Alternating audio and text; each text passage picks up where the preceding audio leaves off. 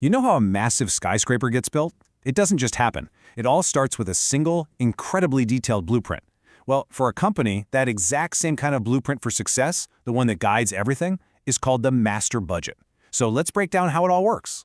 Hey there! Today, we're going to unpack the master budget. And really, you can just think of it as the ultimate financial game plan for any business out there, whether it's a huge corporation or a small startup. And we're going to tackle this just like a construction project, step by step. First, we'll look at the overall blueprint. Then, we'll get into laying the foundation with the day-to-day operations. After that, we'll build the financial framework that holds it all up. See how it's used as a real tool for making decisions. And finally, we'll put all those pieces together. All right, let's start with the big picture. What exactly is this thing we call a master budget? Okay, the key word here, and you really got to grab onto this one, is interrelated.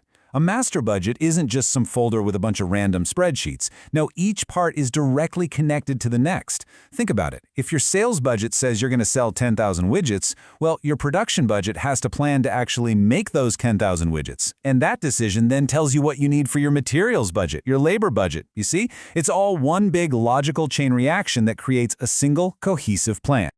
Now, to keep this whole blueprint from getting totally overwhelming, it's broken down into two main categories. You've got your operating budgets and your financial budgets.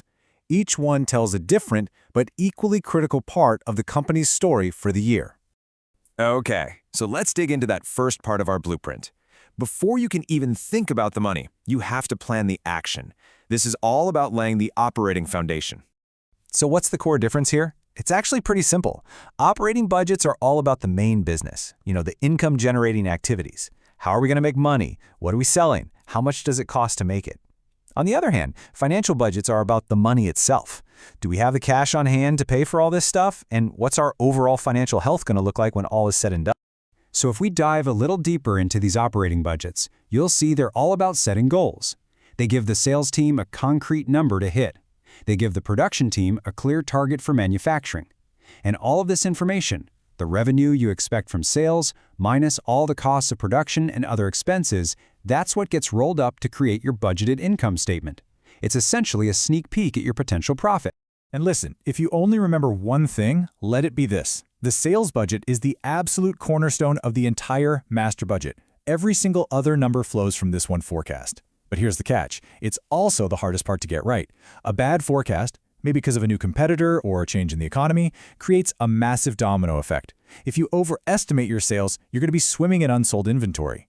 Underestimate and you leave money on the table. It all, and I mean all, starts right here.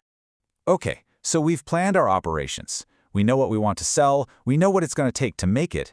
Now for the million-dollar question. How do we pay for all of it? It's time to build that financial framework. Financial budgets are all about cash, plain and simple. They answer those really critical questions like, will we actually have enough cash in the bank each month to pay our employees and our suppliers? They also help plan for those big ticket purchases, like a new delivery truck or some major factory equipment. That's what we call a capital expenditure. And finally, all of this gets summarized in the budgeted balance sheet, which gives us a snapshot of the company's financial health at the end of the year.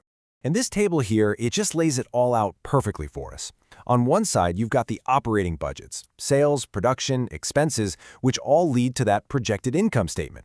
And on the other side, you've got the financial budgets, planning for big purchases, managing your cash, and creating that final balance sheet. See?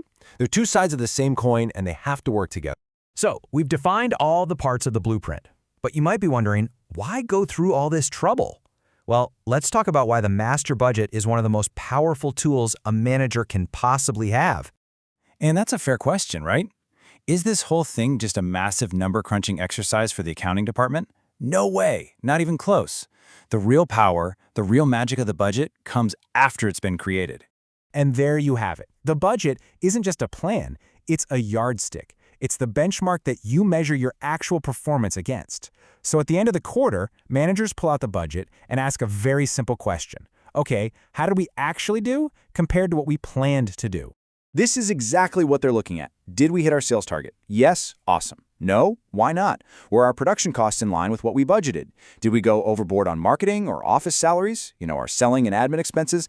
And the big one, did we hit our target profit? Answering these questions is how managers figure out what's working, what isn't, and how to make much smarter decisions next time around. So we get the what and we get the why. Let's wrap things up with the how, because you can't just create this blueprint in any random order. There's a very specific, very logical sequence you have to follow, where each step builds directly on the last. And here is that exact sequence. First up, like we've said, you have to lock in that sales budget. That is your foundation. From that number, you can then develop all the other operating budgets you need to support those sales. Once you have all your revenues and expenses planned, then you can prepare your budgeted income statement and see your projected profit. Only then, once you have that whole operational picture, can you move on to the financial budgets to plan your cash. And the final piece of the puzzle is the budgeted balance sheet, showing where you'll stand financially. This brings us to the fundamental golden rule of budgeting. You always plan your operations first. You have to figure out what you're going to do before you can figure out the cash you'll need to fund it. It's the only order that makes any sense at all. So the crucial takeaway is this. The master budget isn't just an accounting exercise. It's a strategic document. It forces a company to connect its big operational plans directly to its financial reality, creating one complete, totally integrated picture of the year ahead. It's the company's story, just told in numbers. And that brings me to a final thought for you. Think about your own goals for the next year, whether they're personal or for your career.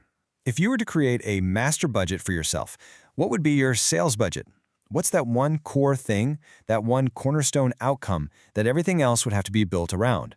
It's a really powerful way to bring some serious clarity to any plan.